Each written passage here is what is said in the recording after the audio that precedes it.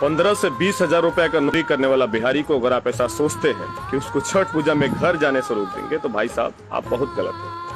कहीं कोई छठ पूजा में घर जाना नहीं छोड़ेगा, वो करिए छोड़ देगा। चाही नहीं सोना चांदी धनवा कि इहे बास सपनावनु हो, माई मोर राखिली तू अपनी सरनावा बनाई के।